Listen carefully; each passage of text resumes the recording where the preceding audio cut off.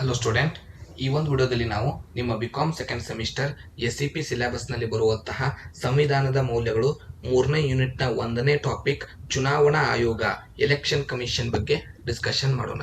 So ಮೊದಲನೇ ಪ್ರಶ್ನೆ, ರಾಜಕೀಯ ಪಕ್ಷಗಳಿಗೆ ಚಿಹ್ನೆಯನ್ನು ನೀಡುವ ಅಧಿಕಾರ ಯಾರಿಗಿದೆ? ಚುನಾವಣಾ ಆಯೋಗಕ್ಕೆ ಇದೆ.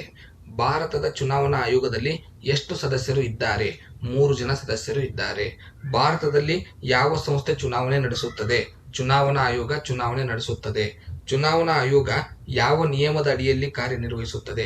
ಸಂವಿಧಾನದ ಕಾಯ್ದೆ 1950ರ ಅಡಿಯಲ್ಲಿ ಕಾರ್ಯನಿರ್ವಹಿಸುತ್ತದೆ. ಚುನಾವಣಾ ಆಯೋಗಕ್ಕೆ ಚುನಾವಣೆ ನಡೆಸುವ ಅಧಿಕಾರ ನೀಡುವ ಕಾಯ್ದೆ ಯಾವುದು? ಸೆಕ್ಷನ್ 324. ಪ್ರಥಮ ಮಹಿಳಾ ಮುಖ್ಯ ಚುನಾವಣಾ ಅಧಿಕಾರಿ ಯಾರು? ರಮಾದೇವಿಯವರು ಮೊದಲನೇ ಮಹಿಳಾ ಮುಖ್ಯ ಚುನಾವಣಾ ಅಧಿಕಾರಿ. ಚುನಾವಣಾ ಆಯೋಗದ ಅಧ್ಯಕ್ಷರ ಅಧಿಕಾರಾವಧಿ ಎಷ್ಟು ವರ್ಷ ಇರುತ್ತದೆ? ಸೊ ಅಧಿಕಾರಿಗಳ ಅವಧಿ 6 ವರ್ಷ ಇರುತ್ತದೆ. ಚುನಾವಣಾ ಆಯೋಗದ ಮುಖ್ಯ ಕರ್ತವ್ಯ ಏನು? ಚುನಾವಣೆ ನಡೆಸುವುದೇ ಚುನಾವಣಾ ಆಯೋಗದ ಮುಖ್ಯ ಕರ್ತವ್ಯ. ಭಾರತದ ಪ್ರಥಮ ಸಾರ್ವತ್ರಿಕ ಚುನಾವಣೆ ಆಯೋಗದ ಅಧ್ಯಕ್ಷರು ಯಾರಾಗಿದ್ದರು? ಸುಕುಮಾರ್ ಸೇನ್. ಚುನಾವಣಾ ಆಯೋಗದ ಅಧ್ಯಕ್ಷರನ್ನು ಯಾರು ಆಯ್ಕೆ ಮಾಡುತ್ತಾರೆ? ರಾಷ್ಟ್ರಪತಿಯವರು ಆಯ್ಕೆ ಮಾಡುತ್ತಾರೆ. ಸಂವಿಧಾನದ ಯಾವ ಕಾಯ್ದೆ ಅಡಿಯಲ್ಲಿ ಚುನಾವಣಾ ಆಯೋಗ ಕಾರ್ಯನಿರ್ವಹಿಸುತ್ತದೆ? 324ನೇ ವಿಧಿಯಲ್ಲಿ ಕಾರ್ಯನಿರ್ವಹಿಸುತ್ತದೆ. ಭಾರತದ ಚುನಾವಣಾ ಆಯೋಗ ಸ್ಥಾಪನೆಯಾದ ವರ್ಷ ಯಾವುದು? 1950ರಲ್ಲಿ ಸ್ಥಾಪನೆಯಾಗಿದೆ. ಚುನಾವಣಾ ಆಯೋಗದ ಅಧಿಕಾರಿಯನ್ನು ತೆಗೆದುಹಾಕುವ ಅಧಿಕಾರ ಯಾರಿಗಿರುತ್ತದೆ? ಸಂಸತ್ತಿಗೆ ಚುನಾವಣಾ ಅಧಿಕಾರಿಯನ್ನು ತೆಗೆದುಹಾಕುವ ಅಧಿಕಾರವಿರುತ್ತದೆ. ಭಾರತದಲ್ಲಿ ಚುನಾವಣಾ ಆಯೋಗ ಮತ ಚಲಾಯಿಸಲು ನಿರ್ದೇಶಿಸುವ ಅವಧಿ ಎಷ್ಟು ವರ್ಷ? 18ನೇ ವರ್ಷಕ್ಕೆ ಮತದಾನ ಪ್ರಾರಂಭವಾಗುತ್ತದೆ. ಚುನಾವಣಾ ಆಯೋಗದ ಚಿಹ್ನೆ ಯಾವುದು? ಯಾವುದೂ ಇಲ್ಲ. ಚುನಾವಣಾ ಆಯೋಗಕ್ಕೆ ಚುನಾವಣೆ ಚಿಹ್ನೆ ಇರುವುದಿಲ್ಲ. ಚುನಾವಣಾ ಮತಯಂತ್ರ ಪರಿಚಯಿಸಿದ ವರ್ಷ ಯಾವುದು?